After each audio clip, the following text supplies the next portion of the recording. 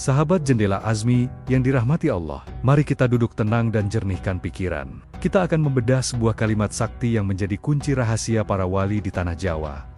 Sangkan Paraning Dumadi. 3 kata ini bukan sekadar semboyan budaya. 3 kata ini adalah rangkuman dari seluruh perjalanan eksistensi kita di alam semesta raya ini. Jika Anda memahami 3 kata ini, maka Anda memegang kunci ketenangan hidup yang sejati. Mari kita kupas satu persatu. Pertama, sangkan. Artinya adalah asal muasal, titik keberangkatan. Sebelum kita lahir di dunia ini, sebelum kita punya nama, sebelum kita punya tubuh fisik, kita ini siapa? Kita berada di mana? Apakah kita muncul begitu saja secara kebetulan dari ketiadaan? Ataukah kita adalah utusan yang dikirim dengan misi khusus oleh Zat yang Maha Agung? Mengetahui sangkan berarti mengetahui jati diri. Orang yang tahu asalnya tidak akan sombong, karena ia sadar ia berasal dari setetes air yang hina, namun ditiupkan ruh yang mulia. Kedua, paran. Artinya adalah tujuan akhir. Tempat kembali. Kemana kapal kehidupan ini akan berlabuh setelah layar diturunkan? Apakah kuburan yang gelap dan sempit itu adalah akhir segalanya? Ataukah itu justru sebuah gerbang menuju kehidupan yang jauh lebih nyata, lebih abadi, dan lebih luas? Mengetahui paran berarti memiliki visi. Orang yang tahu tujuannya tidak akan tersesat oleh godaan di pinggir jalan. Dan yang ketiga, dumadi. Artinya adalah yang menjadi atau proses keberadaan. Ini adalah masa sekarang, detik ini, saat jantung Anda berdetak, saat Anda bekerja, menikah, tertawa dan menangis di atas punggung bumi. Dumadi adalah jembatan yang menghubungkan antara sangkan dan paran. Sahabatku, Kanjeng Sunan Kalijaga mengajarkan filosofi ini bukan tanpa alasan. Beliau melihat banyak manusia yang hidupnya kesasar atau tersesat. Kenapa mereka tersesat? Karena manusia modern seringkali hanya sibuk pada dumadinya saja. Kita habiskan waktu 24 jam sehari hanya untuk memoles casing kehidupan dunia. Kita sibuk mengejar jabatan setinggi langit, menumpuk harta sebanyak gunung, mencari pengakuan dan pujian manusia. Kita sibuk menghias jembatan, tapi lupa menyeberanginya. Ibarat air sungai yang mengalir dari gunung menuju samudra. Sangkannya adalah mata air di gunung. Parannya adalah samudra luas. Dan dumadi adalah aliran sungai itu sendiri. Jika air sungai itu lupa tujuannya ke laut, dia akan berhenti mengalir. Dia akan terjebak di kubangan, menjadi rawa yang keruh, bau, dan menjadi sumber penyakit. Begitu pula jiwa manusia. Jika kita lupa bahwa tujuan akhir kita adalah Tuhan Allah, maka jiwa kita akan keruh, kita akan mudah stres, mudah cemas, merasa hampa, meski harta melimpah, dan merasa kesepian di tengah keramaian. Itulah tanda jiwa yang kehilangan kompas. Jiwa yang lupa jalan pulang. Sunan Kalijaga mengingatkan dengan tegas, namun penuh kasih. Urip iku dudu mung golek pangan, nanging golek dalan mulih. Hidup itu bukan sekadar mencari makan, tapi mencari jalan untuk pulang. Jangan sampai kita seperti musafir yang pikun, sibuk berebut tempat duduk di kereta, sibuk bertengkar soal makanan, tapi lupa di stasiun mana dia naik, dan di stasiun mana dia harus turun. Karena suka atau tidak suka, siap atau tidak siap, kondektur kehidupan, yaitu malaikat maut, pasti akan datang meminta tiket kita. Maka, pertanyaan besar pertamanya adalah, sebelum kita terjebak di dunia yang fana ini, sebenarnya kita berasal dari mana? Apa perjanjian yang pernah kita buat di alam sana, sebelum kita dilahirkan ke rahim ibu? Sahabat Jendela Azmi, mari kita pejamkan mata sejenak, dan biarkan imajinasi kita menembus batas waktu. Jauh sebelum kita mengenal dunia ini, jauh sebelum kita memiliki nama, sebelum kita memiliki tubuh fisik, dan sebelum ibu kita mengandung kita, inilah fase sangkan, fase asal muasal. Dalam ajaran makrifat yang diajarkan Kanjeng Sunan Kalijaga, kita diingatkan pada satu kebenaran mutlak. Kita semua berasal dari Zat yang Maha Suci. Sebagaimana sering kita ucapkan saat ada musibah, Innalillahi wa inna ilaihi roji'un. Sesungguhnya kami adalah milik Allah, dan kepadanya kami kembali. Kata kuncinya adalah milik Allah. Kita ini bukan penduduk asli bumi, sahabatku. Kita adalah pendatang. Kita adalah perantau dari langit. Sejatinya, kita adalah Ruh Al-Quds, percikan cahaya ilahi yang ditiupkan ke dalam jasad tanah yang lempung ini.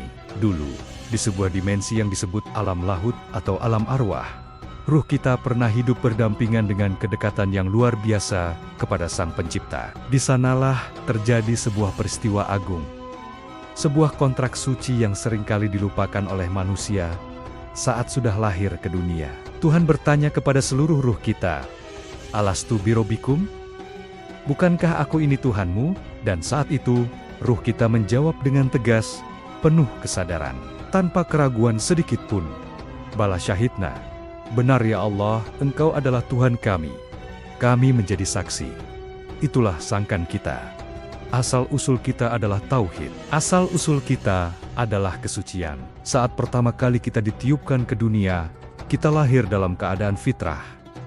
Seperti kertas putih tanpa noda, seperti cermin bening tanpa debu. Jadi, tolong diingat baik-baik, Anda bukanlah makhluk yang penuh dosa secara asal. Anda adalah makhluk cahaya yang sedang menempuh perjalanan di dunia materi. Dosa, kotoran, dan noda hitam di hati, itu semua adalah debu-debu jalanan yang menempel saat kita berpetualang di dunia ini. Sunan Kalijaga mengajarkan Sangkan agar kita tidak menderita penyakit amnesia spiritual. Penyakit lupa diri. Banyak orang yang ketika sudah sukses, sudah kaya raya di dunia, mereka lupa kampung halamannya, mereka lupa Bapaknya Sang Pencipta. Mereka merasa bahwa hidup ini adalah milik mereka sepenuhnya. Tubuh ini milik mereka, harta ini milik mereka. Padahal, tidak ada satupun yang milik kita. Kita hanya dipinjami. Ruh ini pinjaman, jantung yang berdetak ini pinjaman. Napas yang kita hirup ini gratisan. Jika kita sadar bahwa sangkan asal kita adalah dari Allah, maka hidup kita akan penuh dengan rasa syukur dan kerendahan hati. Tidak ada ruang untuk sombong. Apa yang mau disombongkan? Wong kita aslinya tidak punya apa-apa. Namun, setelah ruh yang suci itu setuju untuk turun ke bumi, ia harus melewati sebuah gerbang. Ia harus masuk ke dalam sebuah wadah yang fana, ke tempat persinggahan yang penuh tipu daya. Tempat apakah itu? Sunan Kalijaga menyebutnya sebagai tempat untuk mampir ngombe. Sahabat jendela Azmi, setelah ruh kita turun dari langit, sampailah kita di alam dunia ini. Lantas, berapa lama kita akan tinggal di sini? Dan apa status kita di atas bumi ini? Kanjeng Sunan Kalijaga memiliki sebuah ungkapan yang sangat melegenda, yang mungkin sering kita dengar, namun jarang kita resapi maknanya. Urip iku mung mampir ngombe. Hidup itu hanyalah sekadar mampir minum. Coba rasakan kedalaman kalimat ini. Beliau tidak mengatakan hidup itu mampir makan atau mampir tidur, apalagi mampir membangun istana. Tidak. Beliau memilih kata minum. Mengapa? Minum. Karena minum itu durasinya sangat singkat. Bayangkan perjalanan ruh kita adalah perjalanan ribuan tahun cahaya. Mulai dari alam arwah, alam kandungan, alam dunia, alam barzah, hingga alam akhirat. Dibandingkan dengan keabadian itu, usia kita di dunia yang rata-rata hanya 60 atau 70 tahun ini, hanyalah sekejap mata, hanyalah seteguk air. Filosofi ini mengajarkan kita tentang status keberadaan. Bahwa di dunia ini, kita bukanlah penduduk tetap, kita adalah musafir. Kita adalah pengembara yang sedang transit. Dunia ini ibarat warung di pinggir jalan tol. Pertanyaannya, apakah ada orang waras yang ketika mampir di warung untuk minum teh, lalu dia sibuk merenovasi warung itu? Dia ganti keramiknya, dia pasang lampu kristal, dia beli sofa mahal untuk ditaruh di warung itu? Tentu tidak. Itu perbuatan sia-sia. Karena dia tahu, sebentar lagi bus akan berangkat. Sebentar lagi, dia harus pergi meninggalkan warung itu selamanya. Tapi sayang, 1000 sayang, itulah yang dilakukan oleh kebanyakan manusia hari ini. Kita terlalu sibuk merenovasi warung. Kita habiskan umur kita, keringat kita, darah kita, hanya untuk memperindah dunia yang pasti akan kita tinggalkan. Kita mati-matian mengejar aset, menumpuk kekayaan, membangun gedung tinggi, seolah-olah kita akan hidup 1000 tahun lagi. Padahal, bekal yang kita bawa nanti bukanlah kemewahan warungnya, melainkan energi dari minuman yang kita teguk tadi. Energi itu adalah amal soleh. Sunan Kalijaga ingin menampar kesadaran kita. Silakan Anda bekerja keras. Silakan Anda menjadi kaya, tapi jangan letakkan dunia di dalam hati. Letakkan dunia di tangan saja, agar ketika saatnya pulang tiba, Anda bisa melepasnya dengan ringan, tanpa rasa sakit, tanpa beban. Ingatlah sahabatku, rumah masa depan kita bukan di komplek mewah ini. Rumah masa depan kita ada di seberang sana, di kampung halaman abadi. Jangan sampai kita keasyikan minum, terlena oleh manisnya air dunia, hingga kita lupa bahwa matahari sudah condong ke barat. Waktu hampir habis. Lalu, agar si musafir ini bisa melanjutkan perjalanan di dunia fisik, dia membutuhkan sebuah kendaraan. Dia membutuhkan sebuah wadah untuk menampung ruhnya. Wadah itulah yang disebut raga atau jasad. Bagaimana cara memperlakukan jasad ini agar tidak menjadi penjara bagi ruh? Sahabat jendela Azmi, ketika ruh turun ke dunia untuk mampir ngombe, ia tidak bisa berwujud cahaya semata. Ia membutuhkan baju. Ia membutuhkan kendaraan untuk berinteraksi dengan alam materi ini. Maka, Tuhan menciptakan raga atau jasad. Dalam khazanah spiritual Jawa warisan Sunan Kalijaga, hubungan antara ruh dan tubuh ini digambarkan dengan sangat indah melalui filosofi Curigo Manjing Warongko. Curigo adalah keris lambang ruh atau sukma, warongko adalah sarung keris lambang tubuh atau jasad. Maknanya sangat dalam, sebuah keris yang tajam dan sakti. Butuh warangka agar bisa dibawa ke mana-mana dengan aman. Tanpa warangka, keris itu bisa melukai pemiliknya atau orang lain secara sembarangan. Begitu juga ruh. Tanpa tubuh, ruh tidak bisa beramal soleh, tidak bisa sujud, tidak bisa bersedekah, dan tidak bisa menolong sesama di dunia fisik. Jadi, tubuh ini penting. Tubuh ini adalah amanah. Sunan Kalijaga mengajarkan kita untuk merawat warangka ini. Dijaga kesehatannya, diberi makan yang halal, dibersihkan kotorannya. Mengapa? Agar keris di dalamnya ruh kita bisa nyaman beribadah. Ingat, tubuh yang sakit akan menyulitkan ibadah. Tubuh yang lemah akan menghambat perjuangan kebaikan. Namun, disinilah letak jebakan terbesarnya. Banyak manusia modern yang terbalik dalam memandang hidup. Kita habiskan waktu, uang, dan energi hanya untuk memoles warangkanya. Kita sibuk perawatan wajah, sibuk membentuk otot, sibuk membalut tubuh dengan pakaian bermerek, sibuk agar terlihat awet muda. Tapi di saat yang sama, kita membiarkan keris di dalamnya berkarat. Ruhnya keropos, hatinya kotor, batinnya kosong, tidak pernah diasah dengan dizikir dan ilmu. Apa gunanya warangka yang berlapis emas dan intan permata jika keris di dalamnya tumpul dan patah? Ingatlah sahabatku, saat kita mati nanti, warangka tubuh yang kita bangga-banggakan ini akan ditinggal. Ia akan membusuk, dimakan cacing, dan menyatu kembali dengan tanah. Yang akan melanjutkan perjalanan pulang menghadap Tuhan hanyalah kerisnya ruh. Apakah Anda tega mempersembahkan keris yang berkarat dan bengkok ke hadapan Sang Pencipta? Tentu tidak. Maka, jadilah manusia yang seimbang. Rawatlah tubuhmu sebagai kendaraan pengabdian.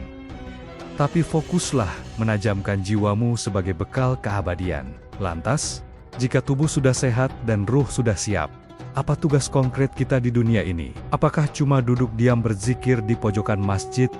Tentu tidak. Sunan Kalijaga adalah wali yang aktif. Beliau mengajarkan sebuah misi agung yang disebut Memayu Hayuning Bawana.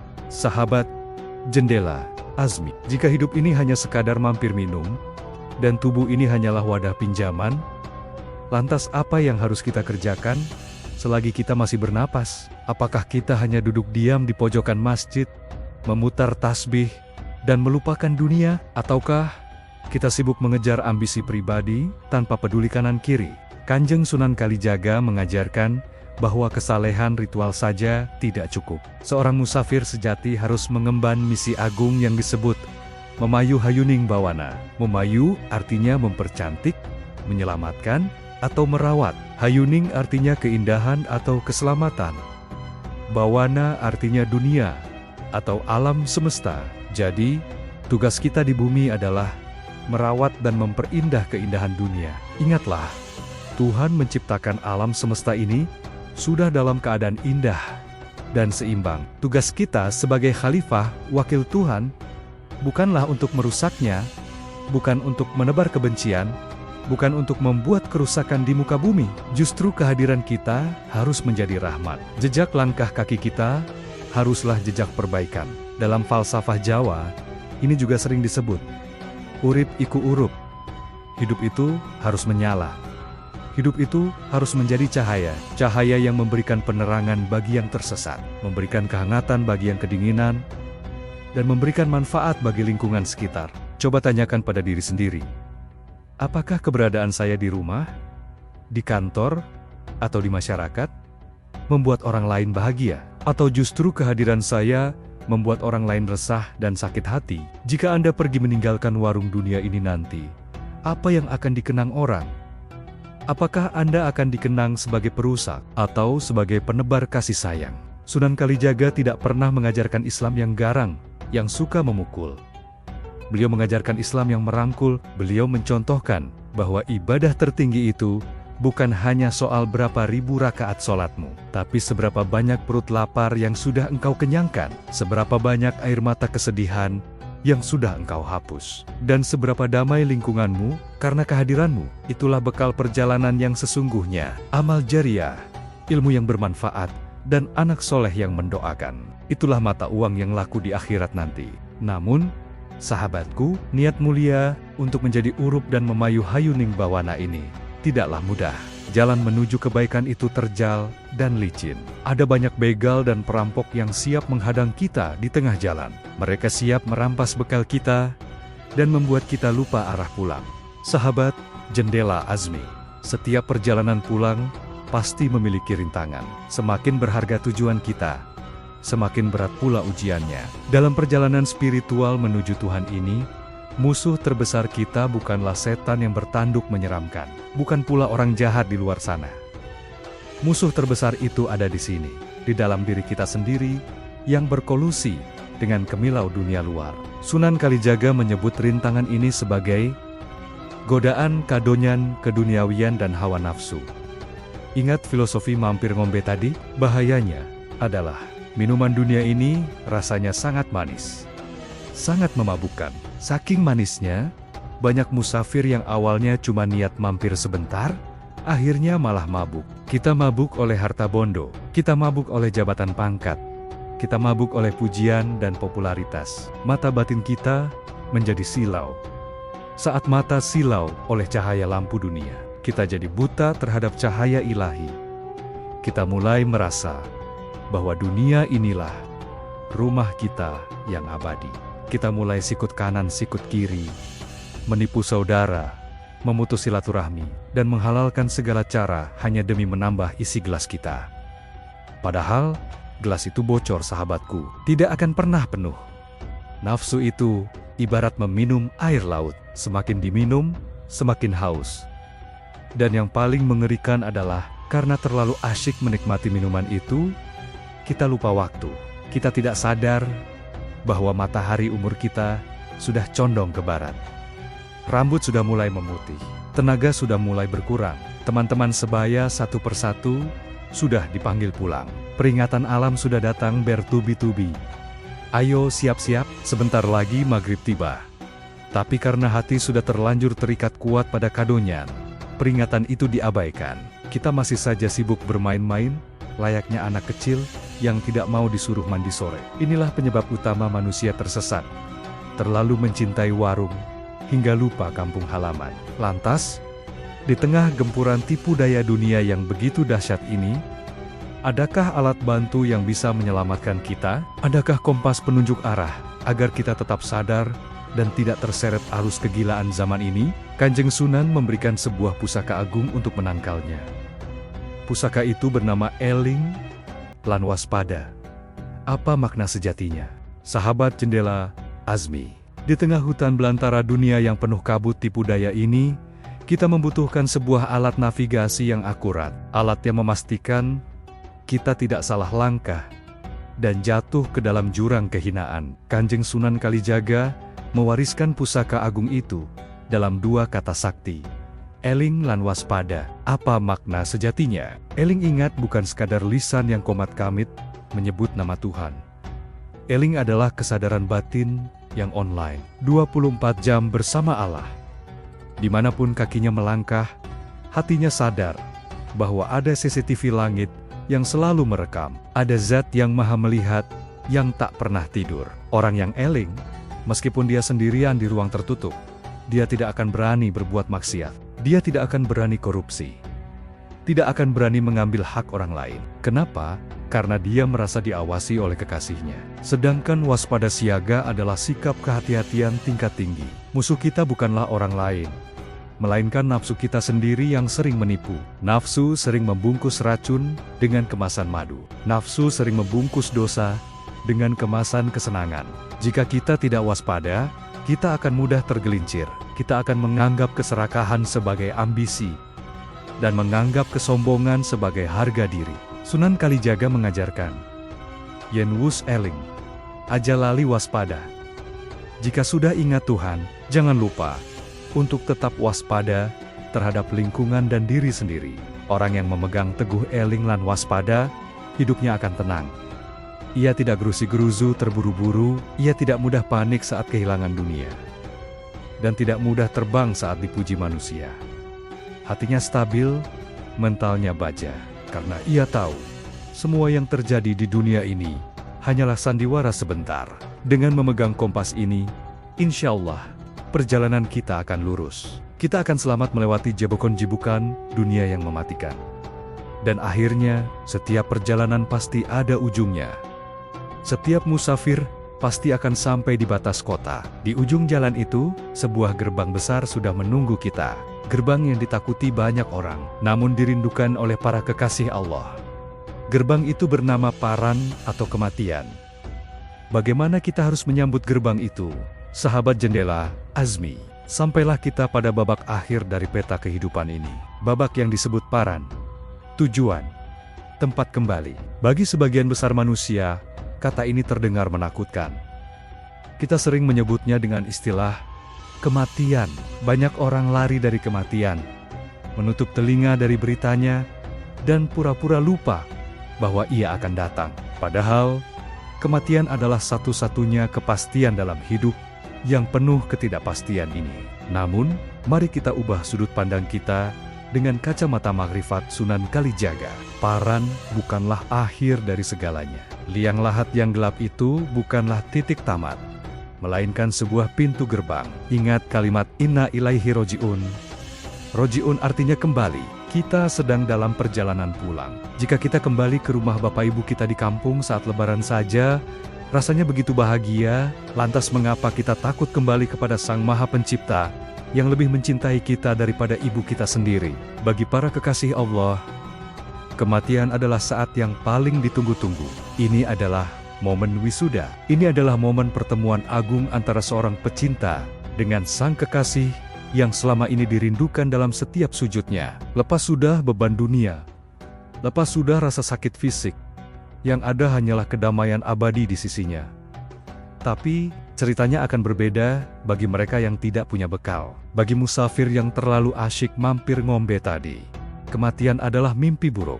Bayangkan, seorang tamu yang betah di rumah orang, lalu dipaksa keluar oleh tuan rumah karena waktunya habis. Dia akan diseret paksa, meronta-ronta, menangis, dan ketakutan setengah mati. Kenapa dia takut? Karena dia sadar, dia tidak membangun rumah di sana. Dia hanya membangun istana di sini. Dan sekarang, dia harus meninggalkan istananya untuk pindah ke tempat yang gelap dan asing tanpa membawa apa-apa. Sahabatku, mumpung napas masih berhembus, mumpung pintu gerbang itu belum tertutup rapat, mari kita tanyakan pada hati. Jika malaikat Israel datang mengetuk pintu kamar kita malam ini, apakah kita akan menyambutnya dengan senyuman kesiapan atau dengan jeritan penyesalan? Lalu, adakah tanda-tandanya? Bagaimana siri-siri orang yang sudah siap pulang, meski dia masih hidup di dunia? Sunan Kalijaga mengajarkan sebuah ilmu tingkat tinggi bernama mati sajroning urip. Sahabat jendela Azmi yang dirahmati Allah, sampailah kita pada puncak dari segala ilmu, muara dari segala laku tirakat. Bagaimana kita bisa tahu bahwa kita sudah berada di jalan yang benar? Bagaimana kita bisa memastikan bahwa saat ajal menjemput nanti, kita tidak akan kaget dan tersesat? Kanjeng Sunan Kalijaga mewariskan sebuah ilmu pamungkas, sebuah konsep yang terdengar paradoks dan membingungkan bagi orang awam, namun menjadi kunci surga bagi para pencari hakikat. Ilmu itu bernama mati sajroning urip. Artinya, mati di dalam hidup. Jangan salah paham sahabatku, ini bukan ajaran untuk bunuh diri, bukan pula ajaran untuk hidup pasif seperti mayat hidup, malas bekerja, dan meninggalkan tanggung jawab dunia. Sama sekali bukan. Mati sajroning urip adalah sebuah proklamasi kemenangan ruhani. Yang dimatikan bukanlah detak jantungnya, yang dimatikan bukanlah aliran darahnya, tetapi yang dimatikan adalah hawa nafsu angkara murkanya. Yang dibunuh adalah ego dan keakuan dirinya. Mari kita bayangkan, seorang mayat, jika mayat itu Anda caci maki, apakah dia akan marah? Tidak. Jika mayat itu Anda puji setinggi langit, apakah dia akan menjadi sombong? Tidak. Jika mayat itu Anda beri emas permata, apakah dia akan serakah? Tidak.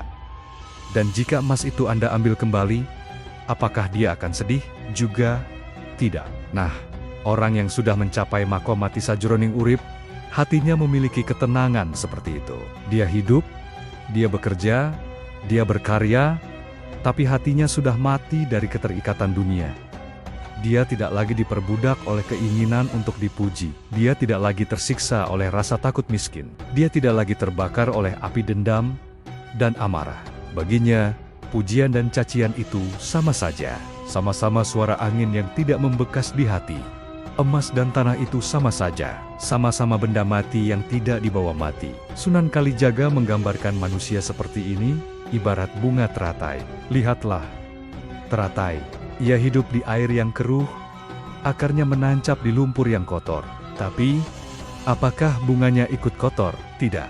Ia tetap mekar bersih, putih, dan anggun di atas permukaan air. Ia tidak basah oleh air, dan tidak kotor oleh lumpur. Begitulah seharusnya kita hidup. Badan kita boleh berada di tengah pasar yang riuh, tangan kita boleh memegang uang miliaran, kaki kita boleh melangkah di istana megah, tapi hati kita harus tetap suci, hening, dan sunyi. Hati kita hanya bergantung kepada Allah semata, tidak terpengaruh oleh kotornya lingkungan sekitar. Inilah makna dari filosofi. Sepi ing pamrih, rame ing gawe, sepi dari kepentingan nafsu pribadi, namun ramai dan giat dalam bekerja untuk kemaslahatan umat. Lebih dalam lagi, mati sajroning urip adalah kesadaran total bahwa kita ini hanyalah wayang. Kita tidak punya daya dan upaya. Yang menggerakkan tangan ini, yang mengedipkan mata ini, sejatinya adalah Sang Dalang Agung, Gusti Allah Subhanahu wa Ta'ala. Ketika ego si wayang ini sudah mati, maka yang hidup hanyalah kehendak Sang Dalang. Inilah yang disebut manunggaling kaula. Gusti dalam konteks syariat yang lurus bersatunya kehendak hamba dengan kehendak Tuhannya. Sahabatku, orang yang sudah bisa mati sebelum dia mati secara fisik, dialah manusia yang paling merdeka. Dia tidak bisa disakiti, karena si aku yang biasanya merasa sakit hati sudah tiada. Dia tidak bisa dimiskinkan, karena dia merasa tidak memiliki apa-apa sejak awal. Dia adalah orang yang sugih, tanpa bondo kaya, tanpa harta, dan dikdaya tanpa aji, sakti tanpa jimat. Pertanyaannya, sekarang, sanggupkah kita mematikan api kesombongan di dada ini sekarang juga? Atau kita masih ingin memeliharanya sampai malaikat maut mencabutnya dengan paksa?